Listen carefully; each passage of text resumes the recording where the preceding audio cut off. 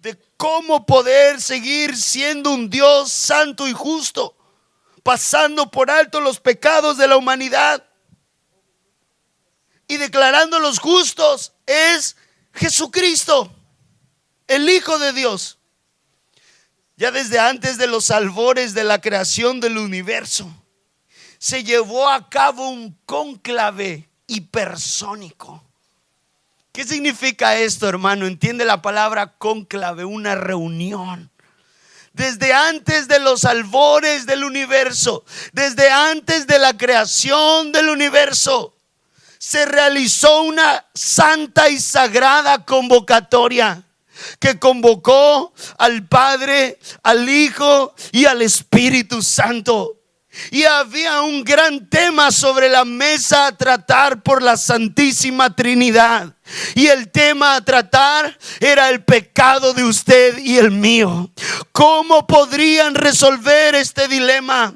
¿Cómo el hombre podría alcanzar la salvación de su alma? ¿Cómo el hombre podría entrar a la eternidad y adorar al Señor eternamente y para siempre? Y entonces esta reunión entre el Padre, el Hijo y el Espíritu Santo tuvo como tema central la salvación del hombre. ¿Sabe por qué, hermano? Porque dice la Escritura que desde antes de la fundación del mundo, el Cordero de Dios ya había pagado el precio por usted y por mí. Esto es glorioso.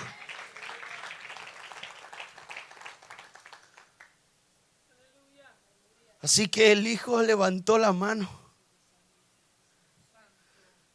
miró al Padre y dijo: Padre, yo iré. Tú sabes que la única manera de resolver esta ecuación imposible para el hombre es que yo vaya al mundo, viva como ellos, padezca como ellos y cargue todo el peso de su pecado sobre mí. Juan 3:16 dice: porque de tal manera amó Dios al mundo, que envió a su único Hijo, para que todo aquel que en Él cree no se pierda, sino tenga vida eterna.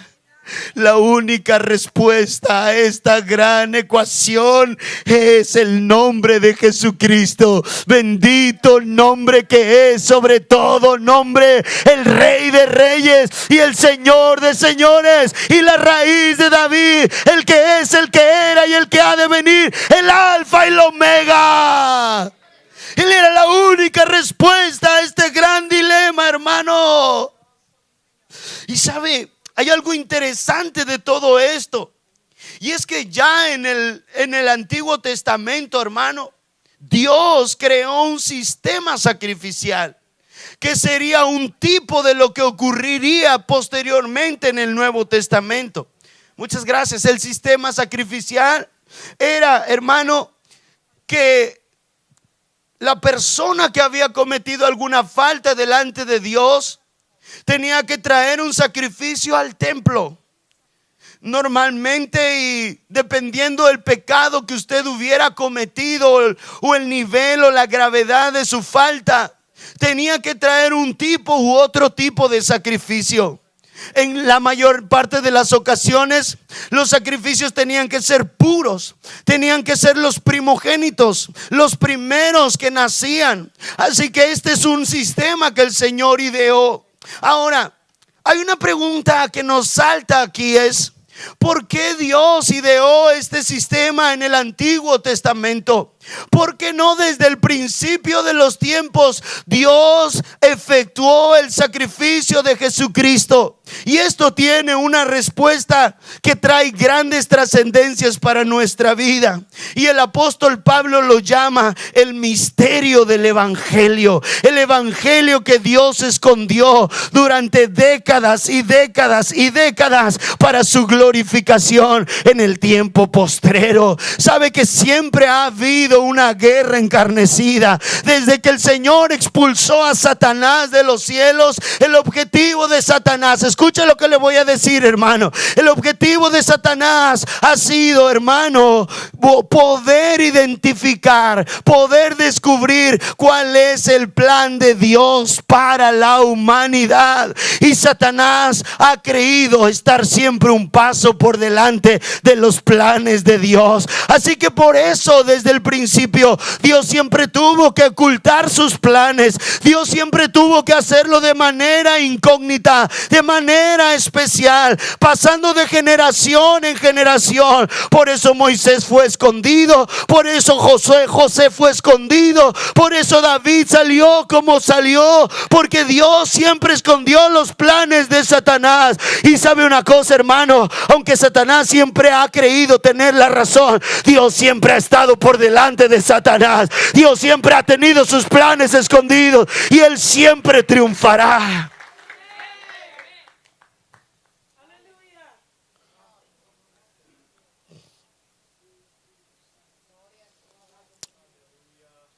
Hay una historia particular que me ayuda a comprender, que para mí abre el telón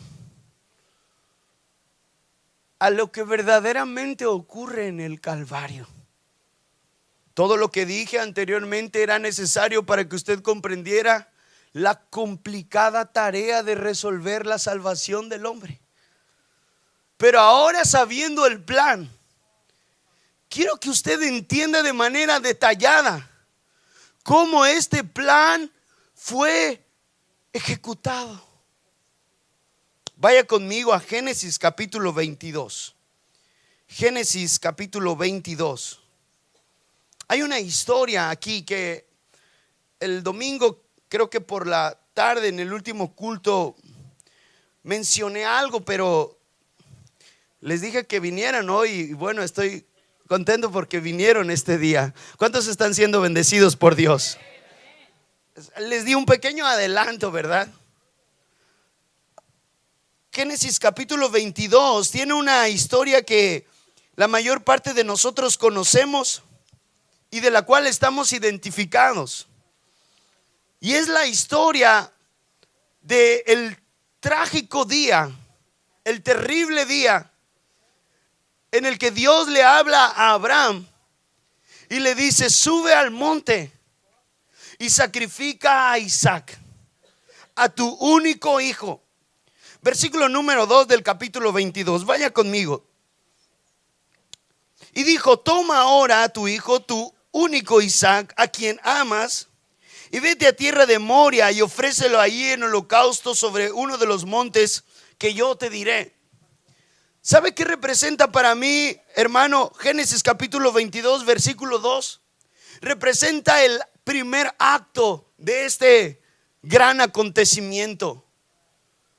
Cuando el telón se abre y se presentan los personajes y nos introducen en esta gloriosa historia que trascenderá por siglos. Y en un primer acto, en una primera plana, en un primer tiempo, se nos presenta la historia de un padre y de un hijo. Cualquiera podría haber sido el padre, cualquiera podría haber sido el hijo. Lo interesante de la historia de Abraham y de Isaac eran las consecuencias de lo que Dios le estaba pidiendo a Abraham. Abraham, un hombre adinerado, rico, dueño de muchos lugares y con un gran renombre, un día escucha la voz de Dios, que en esos tiempos no era lo normal escuchar la voz de Dios. Por aquellos tiempos, hermano, no existía el YouTube, el Facebook y nada de eso, ¿verdad? No existían las redes sociales, no había iglesias donde adorar al Señor, no tenían la Reina Valera, la NBI, no había traducciones bíblicas. Es más, ni siquiera tenían Antiguo y Nuevo Testamento, no había predicadores que les fueran a predicar a sus iglesias. Es más, no había iglesias en el tiempo de Abraham, no, hermano. Así que no era normal que Dios le hablara a un hombre. ¿Sabe cómo se conocía acerca de Dios? Se conocía acerca de Dios por la historia que alguien había oído, que alguien que había oído una historia acerca de Dios. Así se conocía. Así que no era normal que Dios le hablara a un hombre. Pero de repente Dios le habló a Abraham, porque Dios siempre le ha hablado a sus hombres, hermano. Y dice la escritura que le dijo: sal de tu tierra y de tu parentela y de la casa de tu padre a la tierra que yo te mostraré. Y si me haces caso, Abraham, haré de ti una nación grande y te bendeciré, y bendeciré a los que te bendigan y maldeciré a los que te maldigan. Oh, y en ti serán benditas todas las naciones de la tierra. Abraham llega con su esposa y le dice: oh, esposa, Dios me habló y me dijo: sal de tu lugar y vete, yo te voy a dar descendencia. Ellos tenían un problema, que no podían procrear hijos. Así que Sara agarró sus cosas y salió corriendo con Abraham, hermano. Y de repente Dios les bendice con Isaac, el único amado hijo que Dios les dio. Y de repente un día Dios le habla a Abraham y le dice: sube al monte y ofréceme a tu único hijo. Imagina el dolor de Abraham, hermano, al escuchar la voz de Dios. Imagina el sufrimiento de este padre. Ahora imagina el sufrimiento de la madre. Ahora imagine, hermano, cómo se sentiría Isaac al ver que su padre tomaba la leña y los elementos para el sacrificio. Miren lo que dice el versículo número 3. Y Abraham se levantó muy de mañana y enalbodó su asno y tomó consigo 2 siervos suyos y a Isaac su hijo, y cortó la leña para el holocausto, y se levantó y fue al lugar que Dios le dijo. Al tercer día alzó Abraham sus ojos y vio el lugar desde lejos. Entonces dijo Abraham a sus siervos: esperad aquí con el asno, y yo y el muchacho iremos allá y adoraremos y volveremos a vosotros. Y tomó Abraham la leña del holocausto y la puso sobre Isaac su hijo. Y él tomó en su mano el fuego y el cuchillo, y fueron ambos juntos. Entonces habló Isaac a Abraham su padre y le dijo: Padre mío. Y él respondió: heme aquí, mi hijo. Y le dijo: he aquí el fuego y la leña, mas ¿dónde está el cordero para el holocausto? Y respondiendo a Abraham: Dios se proveerá de cordero para el holocausto, hijo mío. Y cuando llegaron al lugar que Dios le había dicho, edificó ahí Abraham un altar y compuso la leña y ató a Isaac su hijo y lo puso en el altar sobre la leña. Y extendió a Abraham su mano y tomó el cuchillo para degollar a su hijo. Esta podría haber sido cualquier historia, cualquier padre, cualquier hijo. Algo sorprendente ocurre aquí. Y es que cuando Abraham está dispuesto a hundir el cuchillo sobre Isaac, conocemos la historia. Dice la escritura que un ángel desciende y detiene la mano de Abraham y le dice: detente, Abraham. Y el Señor le habla y le dice: ahora veo que has sido obediente a mi voz, a mi palabra. Y por eso la escritura cuenta a Abraham como un grande, un gigante, un héroe de la fe. Por la fe de Abraham, dice la escritura. De repente, mire, hermano, dice el versículo número 13: entonces alzó Abraham sus ojos y miró, y he aquí a sus espaldas un carnero trabado en un zarzal por sus cuernos. Y fue Abraham y tomó el carnero y lo ofreció en holocausto en lugar de su hijo. Esta historia, hermano, nos abre el telón de lo que ocurriría cientos de años después. Este solamente sería el primer acto. El acto donde nosotros podemos introducirnos en la historia de un padre que amaba a un único hijo. Y el dolor que el padre sentía al ver a ese hijo sufriendo. Pero solamente sería una introducción. Es como uno cuando está en su sillón viendo un programa de televisión Acaba un capítulo y bueno, ya es un poco de noche, va a la cama a dormir, se queda un poco intrigado porque la historia está muy entretenida, pero sabe que el día de mañana puede volver a seguir continuando la historia. Así que este es un primer capítulo. El telón se abre y la historia que tenemos es esta.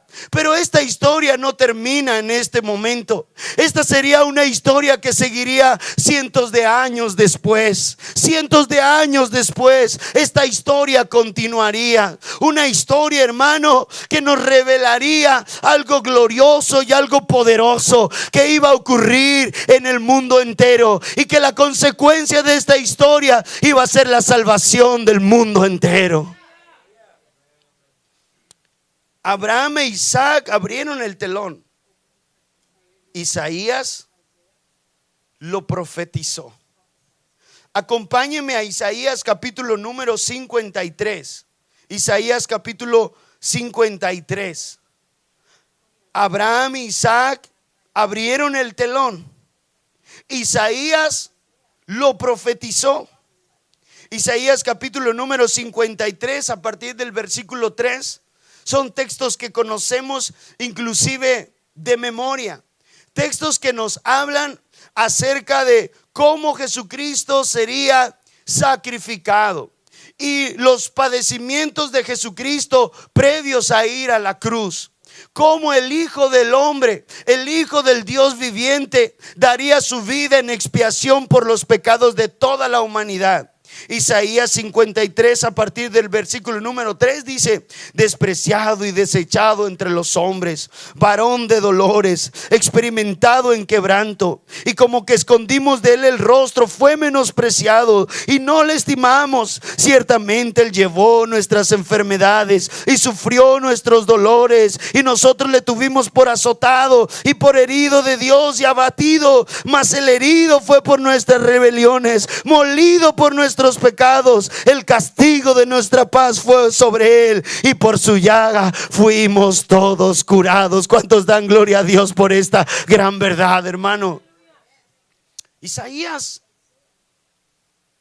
cientos de años antes de la llegada de Jesucristo, profetiza de una manera tan detallada no solamente la muerte, sino la vida y ministerio de Jesucristo, que algunos teólogos llaman a Isaías el quinto evangelio. De las veces que se menciona a Jesucristo o se hace referencia a él. Así que Abraham e Isaac abren el telón e Isaías lo profetiza. Mateo capítulo 27. Y con esto quiero empezar a concluir este mensaje. El mundo lo vivió. Abraham e Isaac abren el telón. Isaías lo profetiza. Pero el mundo lo vivió. Conocemos la historia. Conocemos el llamado Vía Crucis. Y en nuestra mente y en nuestro corazón está la visión de grandes películas o series que nos han dado una noción más profunda en cuanto al sufrimiento de Jesucristo. Cuando oímos Semana Santa, a nuestra mente vienen palmas, vienen clavos, vienen el látigo sobre su costado, una corona de espinas, una lanza en su costado. Y todo esto, hermano, quiero que usted lo entienda. Cada una de estas acciones y cosas que ocurren en el tiempo en el que Jesús fue llevado al madero son importantes y fueron necesarias por muchas razones para que la profecía se cumpliera, porque en parte era algo del castigo que Jesucristo llevaría. Pero quiero llevarlo a este versículo porque es uno de los versículos más polémicos en cuanto a la interpretación de qué es lo que verdaderamente ocurre en el madero. Mateo capítulo 27, versículos 45 y 46, que son los que hemos leído al principio, con los que hemos arrancado. Dice la escritura: y desde la hora sexta hubo tinieblas sobre toda la tierra hasta la hora novena. Cerca de la hora novena, Jesús clamó a gran voz diciendo: Elí, Elí, lama sabactani. Esto es: Dios mío, ¿por qué me has desamparado? Quiero decirle algo, hermano. Si nosotros centramos el sufrimiento y el dolor de Cristo únicamente en los padecimientos físicos, estaríamos limitando en un aspecto amplio lo que verdaderamente ocurre en la cruz del Calvario. Y le voy a decir por qué. Porque en aquella época la crucifixión era algo, llamémoslo, típico en los criminales. Una de las peores formas de muerte a los criminales en aquellos días era la crucifixión. Jesús no había sido el primer crucificado, ni sería el último hombre crucificado. Así que si usted ve el sacrificio de Cristo únicamente centrándolo en los clavos, en el clavo en los pies, en la corona de espinas, en la lanza en el costado, si únicamente usted tiene en su conciencia la idea de que este fue el padecimiento de Cristo, usted tendría una visión incompleta. ¿Por qué? Porque cualquier hombre sobre la faz de la tierra pudo haber soportado tal pena. ¿Sí me está entendiendo lo que le estoy diciendo, hermano? Es como si, por ejemplo, les voy a poner un ejemplo para que ustedes quizás entiendan un poco más este punto. Es como si, bueno, no sé si en el estado de Texas exista la pena de muerte, pero imagínense que hay un estado donde ocurre la pena de muerte por el pago de un crimen. Es como si en ese tiempo hubiera la pena de muerte. Cualquier hombre podía ser sentenciado a la pena de muerte. Pero este no era solamente el caso que ocurrió con Jesucristo en la cruz del Calvario. Él no solamente sufrió los clavos, no, hermano. Él no solamente llevó el látigo en sus espaldas, no. Tenemos en nuestra mente películas, series de televisión que vemos a Cristo sufrir, y todo eso pasó, y todo eso es cierto, hermano. Pero hay cristianos que en su mente y en su conciencia tienen solamente este aspecto de la muerte y del sufrimiento de Cristo en el Calvario, hermano. El sufrimiento de Cristo en el Calvario fue algo más grande, fue algo superior, fue algo que ningún ser humano alrededor del mundo en todas las eras pasadas y futuras podía soportar. Ningún ser humano pudo soportar lo que Cristo cargó en la cruz del Calvario. La pregunta es: ¿qué pasó? ¿Qué pasó en el madero? Mi alarma dice que ya acabo. ¿Qué pasó en el madero? ¿Por qué Cristo en la cruz clama, viendo a su madre y a uno de sus hermanos y a la multitud? Después de ser crucificado, clavado de manos y pies, con una corona en su cabeza y una lanza en su costado, ¿por qué después de esto, hermano, desde la hora sexta a la hora novena, esto es de las 12 del día a las 3 de la tarde, el cielo se oscureció y Cristo clama al cielo diciendo: Padre, Dios mío, ¿por qué me has abandonado? ¿Qué estaba pasando? ¿Qué estaba ocurriendo?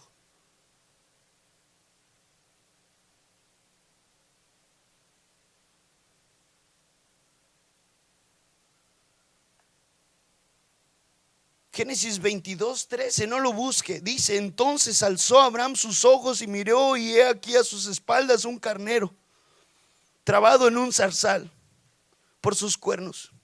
Y fue Abraham y tomó el carnero y lo ofreció en holocausto en lugar de su hijo.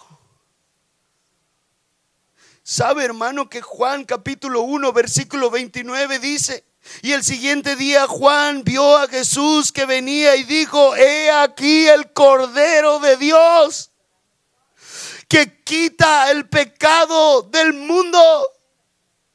La primera escena termina con Isaac saliendo del holocausto, brincando de alegría, diciendo: gloria a Dios porque apareció ese carnero. Pero esa historia solamente era el comienzo, y ese carnero que fue sacrificado por Abraham sería una representación de Cristo Jesús en el Calvario.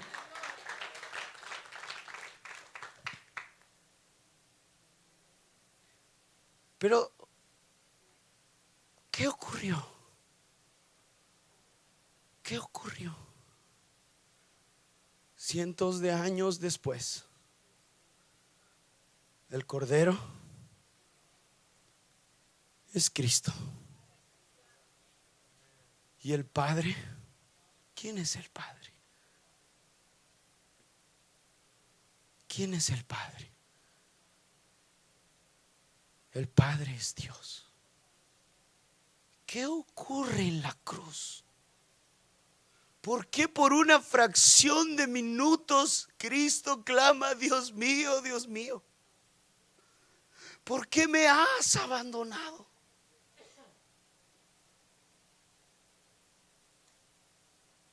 Vaya conmigo a Isaías capítulo 53 y ahí sí quiero que me acompañe. Voy a pedir a los muchachos, a los músicos que vengan y tomen sus lugares, porque esta noche yo sé que el Señor tiene grandes promesas y grandes regalos que dar a aquellos que creen en su nombre y han confesado el nombre de Cristo. Y sabe una cosa, hermano, yo creo que después de esta noche muchos de ustedes nunca van a volver a ver el sacrificio de Cristo de la misma manera. ¿Y sabe en qué impacta, hermano? Y es que la próxima vez que usted vea a una persona que camina sin Cristo, usted no se va a poder detener. Usted va a tener que proclamar y decirle: Cristo te ama y Él murió por tus pecados y Él quiere darte salvación y Él quiere darte vida eterna.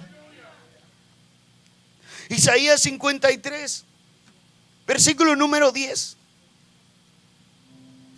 Los primeros versículos del capítulo 53 de Isaías hablan de los dolores de Jesucristo, del padecimiento, del madero, de la cruz, de los clavos, de la lanza, de la corona de espinas.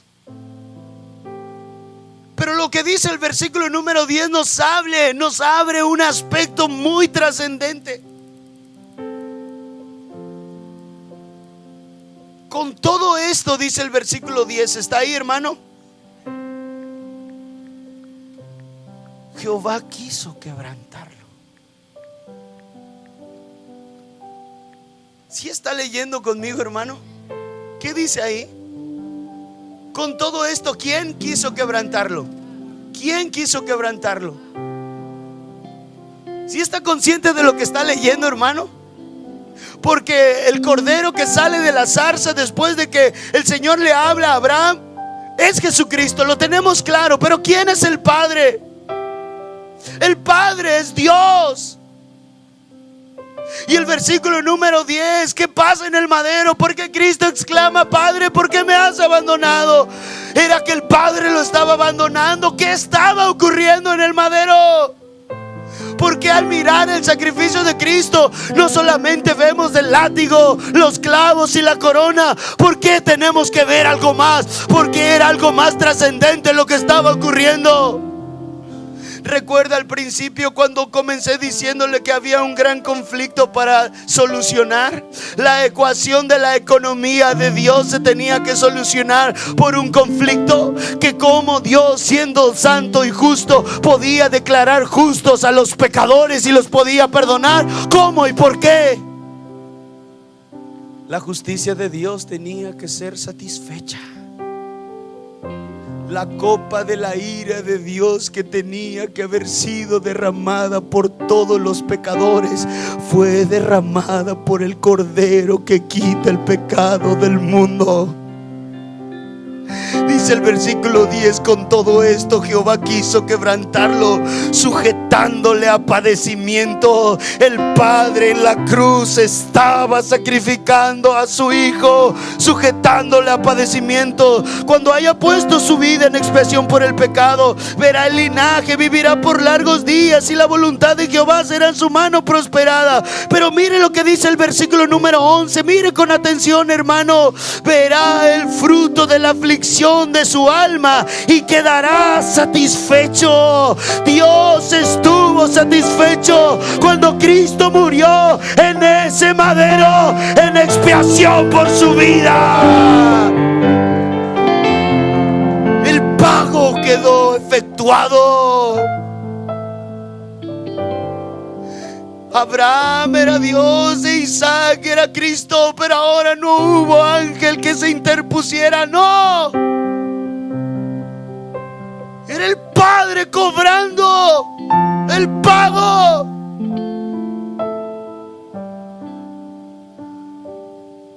Por eso el Señor nos ha amado con un amor incomprensible.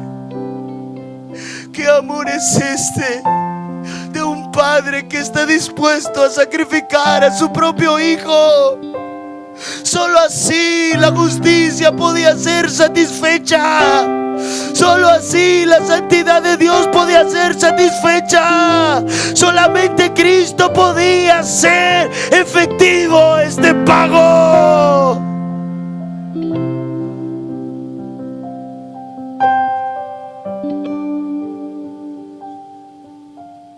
Un día un pastor predicaba en una escuela, una universidad,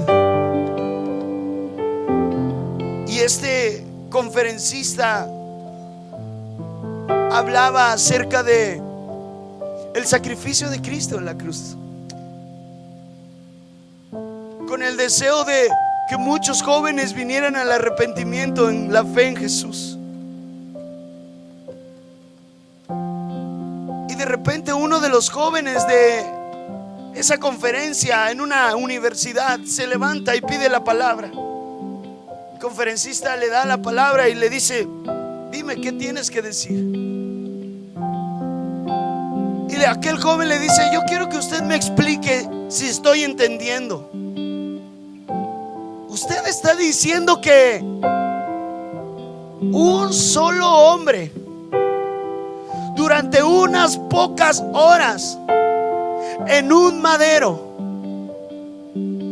pudo cargar y pagar el peso del pecado de toda la humanidad. ¿Usted quiere que yo crea eso? Pues ¿quién era ese hombre? ¿Quién era ese hombre? ¿Cómo es posible que un solo hombre haya podido cargar con todo el pecado? El conferencista le miró y le dijo: hijo, tu pregunta me servirá para que Dios sea glorificado. Tú lo dijiste para afectarme, pero será para la gloria de Dios. Ahora siéntate y cállate y escucha lo que te voy a responder. Tú quieres saber cómo un solo hombre durante unas pocas horas pudo cubrir el pecado de toda la humanidad en un madero, y yo te voy a decir por qué.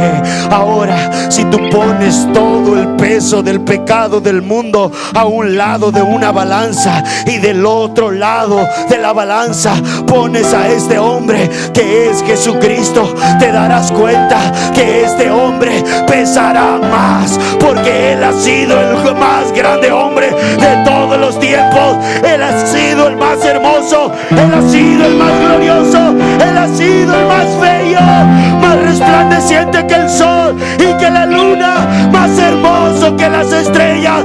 Él es Cristo, el Hijo del Dios viviente. Él pesa más, iglesia. culpa. Cristo pesa más que cualquier pecado. Cristo pesa más que cualquier crisis. Cristo puede salvar, solo Él puede salvar.